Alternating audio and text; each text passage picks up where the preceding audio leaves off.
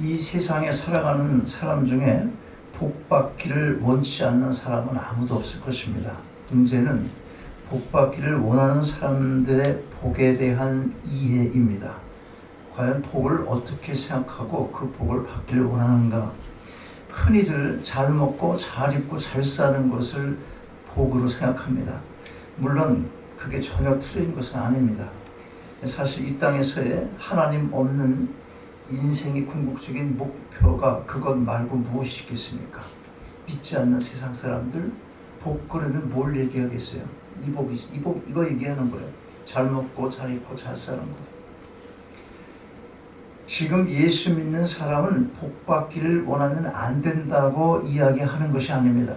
우리도 복 받기를 원해야 하고 받아 누려야 합니다. 그러나 우리가 말하는 복은 세상 사람들이 말하는 복과는 근본적으로 차원이 다르다는 것입니다. 먹고 입고 잘 사는 그런 정도의 차원이 아니라는 거예요. 오늘 말씀을 통해서 과연 성경이 말하는 복받은 사람이란 누구이며 그의 삶은 어떤 것인지 그걸 좀 살펴보고자 합니다. 우리가 읽은 본문 1절 말씀 보세요. 어떻게 시작해요? 복 있는 사람은 이렇게 시작을 해요. 복받을 사람은 또는 복을 받으려는 사람은 또는 복받기를 원하는 사람은 이렇게 시작을 하지 않고 어떻게 시작해? 이미 복 있는 사람이라는 이 현재형으로 시작을 합니다. 무슨 뜻이겠어요? 우리가 쉽게 이해하기 위해서 히브리 그 원어의 의미를 좀 살펴서 그걸 좀 더 살려가지고 말을 좀 바꿔서 이해할 필요가 있습니다.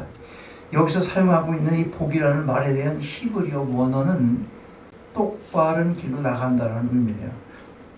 그런 기본적인 의미를 담고 있어요. 그러니까 복 있는 자는 똑바른 길로 나아가는 자라는 의미를 가지고 있는 것입니다.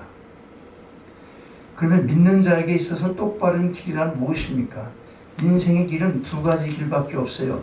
하나는 하나님께 속한 길이고 다른 하나는 사탄에게 속한 길인 것입니다.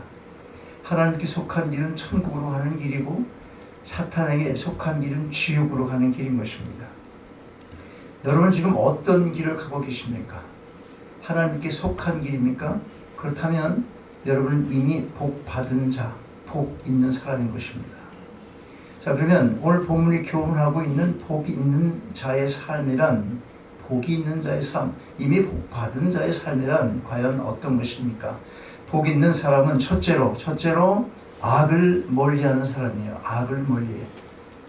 1절 말씀 다시 한번 읽겠어요. 1절 크게 시작. 복 있는 사람은 악인의 길을 쫓지 아니하며 죄인의 길에 서지 아니하며 오만한 자의 자리에 앉지 않냐고. 사람이 이런 게 있죠. 자리가 사람을 만든다 그런 말을 하잖아. 자리가 아니 그때 안 그랬는데 걔가 뭘 맞고 나더니 뭐가 들어갔어? 어깨? 힘들어. 그러니까 어떻게 해야 돼? 오만한 자의 자리에 아예 앉지 않는 거예요. 그 자리가. 이 자리가 과연 내가 앉을 자리인가 생각해 봐야 된다는 거예요. 자, 여기에서 악인의 꾀, 죄인의 길, 오만한 자의 자리 이 세 가지는 한마디로 우리가 멀리해야 될 그런 악한 일입니다. 그런데 여기서 서술하고 있는 순서를 보면 악을 행함에 있어서 그 진행이 점진적인 것을 보게 됩니다. 다시 말씀드리면 하나님의 영광을 취하는 일은 죄 중에 가장 큰 죄인데 그것이 바로 오만인 것입니다. 그런 오만함의 시작이 마음의 꾀로부터 시작되고 있는 것입니다. 그래서 우리가 마음을 다스려야 합니다. 사탄의 최우선 전략이 뭐예요? 먼저 우리 마음속에 들어오는 겁니다. 그리고 생각을 혼란하게 하고 마음을 사로잡을 만한 것들로 유혹을 하는 것입니다. 여러 가지로. 그 사람이 가장 약한 부분에 있는 걸 알고 어떤 부분에 약한지를 알고 그걸 공략하는 거예요. 넌 아직 젊잖아. 지금부터 하나님을 믿어. 마음을 사로잡을 만한 것들을 유혹을 하는 것입니다. 자, 어쨌든 잠언서에 보면 자꾸 유혹을 하니까 이렇게 말해요. 4장 23절 무릇 지킬 만한 것보다 더욱 내 마음을 지키라. 자꾸 사탄이 들어와서 마음을 혼란케 하니까 그 마음을 지키라는 거예요. 마음을 지키라. 이미 마음속에 악한 생각이 들어와서 마음을 지배하면 통제가 불가능합니다. 이미 들어오면 불가능한 거예요. 연약한 인간의 특성이에요. 죄인의 길에 서게 되고 결국은 오만한 자가 되고 마는 것입니다. 들어오면 져요. 씨름을 하면 져요. 이미 내가 약하니까. 들어온 영이 나보다 훨씬 힘이 강하잖아. 진다니까. 처음부터 어떻게 그러니까 막아야지. 그래서 자리에 앉지 말라는 거예요. 악의 점진성을 순서대로 좀 더 살펴보겠어요. 악이란 무엇을 말합니까? 어원적으로 보면, 단어적 그 어원적으로 보면 어지럽게 하는 것, 소란케 하는 것 또는 위반하도록 하는 것을 의미합니다. 그러니까 어지럽게 하고 소란케 하며 바른 길에서 벗어나 위반하게 하는 사람이 악인이란 말인 것입니다. 그러므로 우리는 필요 없는 욕심을 버려야 하고 탐욕을 버려야 합니다. 욕심이 커지면 자동적으로 욕심에 따른 행동을 하게 되는 것입니다. 우리는 하나님의 뜻을 따르고 또 하나님의 뜻대로 살아가기를 기뻐하는 자가 되어야 합니다. 즉 악을 행하면서 얻은 재물을 자랑하고 즐거워할 것이 아니라 선을 행하면서 하늘의 신령한 복을 맛보며 기쁨으로 살아가야 하는 것입니다. 그러면 죄란 말은 무엇입니까? 죄, 원어를 보면 벗어난다, 빗나간다는 뜻이 있어요. 양궁 선수가 관역을 향해서 활을 쏘았는데 그 화살이 관역을 벗어나서 다른 방향으로 날아가는 것이에요. 그게 뭐라고? 그게 죄라고 말했어요. 죄. 다시 말씀드리면 인간이 어떻게 살아가야 하는지를 하나님께서 이미 말씀해 주셨는데 그 말씀에 어긋난 삶을 사는 것이 죄인 것입니다. 복 있는 자의 삶은 하나님께서 우리 위에 정해주신 그 법을 지키며 살아가야 하는 것입니다. 자, 여러분 복이 있는 자이십니까? 복이 있으십니까? 네, 그렇다면 하나님의 뜻에 순종하며 바른 길을 향해 살아가시기 바랍니다. 네. 이제 세 번째 단어가 뭐예요? 오만입니다. 악과 죄와 오만을 얘기하는 거예요. 오만, 이 말은 남을 조롱하고 비웃는 것을 의미합니다. 여러분, 우리가 세상을 살면서 인격적으로 대하며 서로 사랑하고 존경할 때 아름다운 인간관계가 이루어지는 것입니다. 좀 못생겼다고, 좀 못 배웠다고, 좀 없어 보인다고 비웃음 섞어가며 조롱한다면 그건 오만한 행동인 것입니다. 그런 오만이 커지면 어떻게 돼요? 어떻게? 하나님 자리를 넘보기까지 하게 되는 것입니다. 사탄의 최초의 유혹이 뭐였어요? 하와에게 뭐라고 해요? 선악과를 따먹으면 내가 뭐 어떻게 하나님처럼 될 거야 이렇게 말한 거예요. 유혹한 겁니다. 여러분, 비웃는 것이 습관이 되면 스스로 복을 포기하는 인생이 되고 마는 것입니다. 그래서 복 있는 사람은 남을 조롱하지 않습니다. 조롱하는 그 자체가 악한 일입니다. 조롱하는 대신 우리는 남을 칭찬하기를 좋아해야 합니다. 아무리 나쁜 사람이라도 자세히 보면 좋은 점 한두 가지가 있습니다. 누구나 있어요. 적절할 때 칭찬 한마디가 인생을 바꾼 그런 죄가 얼마나 많은지 모릅니다. 남을 비웃는 사람은 오만한 사람입니다. 오만이 그 깊이를 더하면 결국 하나님도 비웃게 되고 하나님의 영광의 자리에 앉으려 하게 되는 것입니다. 여러분, 악인의 길, 죄인의 길, 오만한 자리, 이 모든 것은 세상의 복과 세상의 즐거움을 추구하는 사람들이 쉽게 빠지게 되는 악함의 모습인 것입니다. 썩어지고 말 세상 것에 마음을 두지 마시기 바랍니다. 복 중의 복은 하늘의 신령한 복이며 신령한 복 중의 복은 영생의 복인 것입니다. 우리는 예수를 믿고 영원한 생명을 소유한 하나님의 백성이 되었습니다. 믿으십니까? 네, 그렇다면 우리가 진정 복이 있는 자들인 것입니다.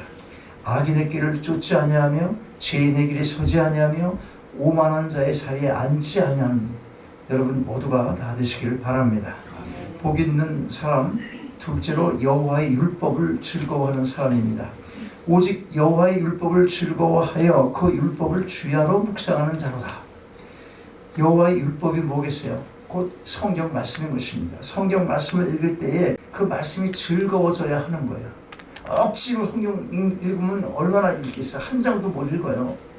성경 마음이 복이 내게 넘치고 영생의 복을 이미 받은 그 구원에 합당한 그런 삶의 모습을 보이는 자는 성경 말씀을 읽을 때 그 말씀이 즐거워지게 돼 있어요. 그리고 그 말씀을 우리가 순종할 때 기쁘고 감사한 마음을 가질 수 있어야 되는 것입니다. 모든 성경은 하나님의 감동으로 쓰여졌다는 것을 우리가 다 믿습니다. 그러므로 하나님의 말씀을 자꾸 읽으면 생각이 새로워지고 달라지게 되어 있습니다. 성품이 달라지고 행동이 달라집니다. 취미까지 달라지게 되는 것입니다. 모든 삶의 패턴이 달라지게 되는 것입니다. 여러분, 골프에 미쳐 있고 또 뭐 다른 거에 미쳐 있던 사람, 하나님 만나면 달라져야지. 뭔가 왜 그런 거야? 아직 제대로 삶 믿음이 들어오지 않고 제대로 거듭난 삶이 뭔지를 모르기 때문에 그런 거예요. 아직도 세상 사람들을 만나는 시간이 너무 많이 할애를 하거나 세상 사람들을 많이 만나는 시간을 할애하는 이유는 단 한 가지밖에 없어요. 그게 뭔지 알아요? 어떻게 하든 복음 전하는 일, 그거 말고는 시간을 너무 많이 빼앗길 수가 없다는 거예요. 그 사람들에게. 굉장히 중요한 거예요. 그게 가치관의 변화고 인생관의 변화고 세상을 바라보는 월드뷰, 세계관이 바뀐 사람들이라는 거예요. 맨날 똑같아. 그리고 주일날만 나와. 이러면 안 된다. 이게 굉장히 중요합니다. 달라지고 싶으십니까? 대답 안 하잖아. 달라지고 싶으십니까? 아멘. 그렇다면 날마다 말씀을 즐거워하여 묵상하시기 바랍니다. 말씀은 또 능력입니다. 말씀으로 인하여 이적과 기사가 일어납니다. 귀신들이 쫓겨나가고 병든 자가 일어납니다. 즉 죽은 영혼이 산 영혼이 됩니다. 춤을 추며 기뻐할 수 있게 됩니다. 말씀이 능력이기 때문에 그런 것입니다. 그러므로 우리는 하나님의 말씀을 대할 때 즐거이 묵상하고 그 묵상한 것을 생활에 적용해야 하는 것입니다. 그래서 시편 기자가 이런 고백을 합니다. 내가 주의 법을 어찌 그리 사랑하는지요. 내가 그것을 종일 묵상하나이다. 또한 출애굽기 13장 9절에 보면 여호와의 율법으로 내 입에 있게 하라. 그렇게 말씀합니다. 내 입에 있게 하라. 뭐가? 율법이. 왜 이런 말씀이 기록되어 있어요? 무슨 의미겠어요? 우리는 하나님의 말씀을 묵상하고 다른 사람에게도 전해야 한다는 거예요. 율법이 늘 여기 입에 있으면 왜 입에 입 다물고 있으라는 얘기가 아니잖아. 전하라는 것, 입을 벌리라는 것이에요. 전해주는 것, 전도하는 것, 이것은 우리가 날마다 말씀을 묵상하고 그 율법을, 말씀을 입에 있도록 해야 하는 아주 중요한 또 다른 한 가지의 이유가 되는 것입니다. 말씀을 즐거워하시고 전도에 열심을 내시는 여러분이 되시기 바랍니다. 복 있는 사람, 어떤 사람이에요? 셋째로 모든 일에 있어서 형통한 삶을 살아가는 사람입니다. 저는 시냇가에 심은 나무가 시절을 쫓아 과실을 맺으며 그 잎사귀가 마르지 아니함 같으니 그 행사가 그 다음에 다 형통하리로다. 나무가 자라는데 무엇보다 필수적으로 필요한 것은 수분입니다. 그래서 시냇가에 심은 나무는 어떠한 일기의 변화에도 상관없이 잘 자랍니다. 시냇가에 심겨온 나무가 잘 자라게 되어 있는 이유, 왜 그래요? 수분이 늘 있기 때문에. 성도들에게 있어서도 생명의 근원이 있어요. 주님이 말씀하십니다. 그 근원이 무엇인지 보세요. 누구든지 목마르거든 내게로 와서 마시라. 나를 믿는 자는 성경의 이름과 같이 그 배에서 생수의 강이 흘러나리라. 생명수가 흐른다. 그러니까 우리가 나무가 필요한 수분이 있어야 나무가 잘 자라듯이 우리에게도 그 수분이 있어야 되는데 그 생명수의 근원이 누구라는 겁니까? 지금 예수 그리스도라는 거예요. 그 수분이 있어야 된다는 것입니다. 그러니까 예수 그리스도를 떠나서는 우리가 존재할 수 없다. 이거 분명한 사실이에요. 이 원리를 붙들으셔야 돼요. 올 25년만이 아니에요. 이건 작년에도 재작년에도 앞으로도 죽을 때까지 마음에 새겨야 될 말씀인 것이에요. 주님이 말씀하는 거예요. 그렇게 나를 믿는 자는 성경의 이름과 같이 그 배에서 생수의 강이 흘러넘치리라. 자, 또한 요한계시록 21장 6절에 보면 내가 생명수 샘물로 목마른 자에게 값없이 주겠다. 그렇게 말씀하세요. 목마른 사슴을 괜히 우리가 노래했습니까? 여러분, 우리가 오직 주님께 힘기운 자가 되어야 하는 것입니다. 왜 그렇습니까? 영원히 마르지 않는 생수의 근원이 바로 예수 그리스도이시기 때문에 그런 것입니다. 가을이 오면 나뭇잎이 단풍으로 변하고, 그죠? 그 다음에 그게 어떻게 돼요? 겨울이 올 무렵 되면 땅에 떨어져서 이리저리 밟히고 바람에 흩어집니다. 나무는 항상하게 그 가지만 남겨놓고 쓸쓸히 그렇게 추운 겨울을 보내지만, 그러나 그 나무가 소망이 있는 것은 뿌리가 살아있기 때문인 것입니다. 뿌리가 살아있다는 것은 어디로부터인가 빨아들일 수 있는 수분이 공급되고 있기 때문에 그런 것입니다. 이제 다시 제 시절을 만나면 잎은 다시 피고 열매를 맺게 되는 것입니다. 인생에도 추운 겨울이 있습니다. 바람 불고 눈보라치는 인생의 길, 수많은 시련과 고통의 시간들을 우리가 경험하며 살아가고 있습니다. 그러나 소망을 갖고 인내하며 살아갈 수 있는 것은 바로 주께서 우리를 일으키시고 다시 걸어갈 힘을 주시기 때문에 그런 것입니다. 여러분, 형통한 삶을 원하십니까? 다시 한번 형통한 삶을 원하십니까? 그렇다면 꼭 한 가지 알아야 할 것이 있습니다. 그것은 형통의 삶이란 아무런 고난과 어려움이 없이 그저 순탄하게 한 세상 살아간다는 의미가 아니라는 것입니다. 진정한 형통의 삶이란 어떤 고난과 역경이 내 인생 길을 막아선다고 해도 끝까지 이겨나갈 능력을 소유한 삶을 말하는 것입니다. 그 삶이 곧 주 안에서 믿음으로 사는 삶이며 복 있는 자가 누려야 할 형통의 삶인 것입니다. 자, 이제 말씀을 정리합니다. 여러분, 누가 복 있는 자입니까? 하나님을 믿는 자가 곧 복 있는 자입니다. 하나님은 당신의 백성들이 받아 누릴 많은 복들을 준비해 놓으셨습니다. 무엇보다도 하늘의 신령한 복을 우리에게 주시기를 원하시는 것입니다. 이 신령한 복 중의 복은 영생입니다. 그리고 우리는 이미 이 영생의 선물을 받았습니다. 그렇다면 여러분, 우리 모두가 복 있는 자로서 오늘 우리에게 주신 말씀을 따라 이 땅의 삶을 살아가야 하지 않겠습니까? 하늘의 신령한 복으로 여러분의 모든 삶의 장이 채워져서 새로 맞이한 2025년 형통의 복을 누리게 되시기를 주님의 이름으로 축원합니다. 아버지 하나님, 2025년 새해의 첫 주일 아침에 저희들이 이미 복 있는 자임을 다시금 깨닫게 해주심을 감사드립니다. 세상에서 잘 먹고 잘 사는 수준이 아니라 하늘의 신령한 복을 누리며 살기를 원합니다.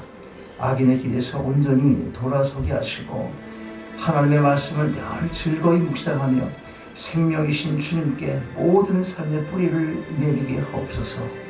그리하여 시절을 만난 나무가 과실을 맺고 그 잎사귀가 마르지 않같이 인생의 모든 삶의 장을 형통케 하여 주옵소서. 생명의 근원이신 주 예수 그리스도 이름으로 기도하옵나이다. 아멘. 일어나셔서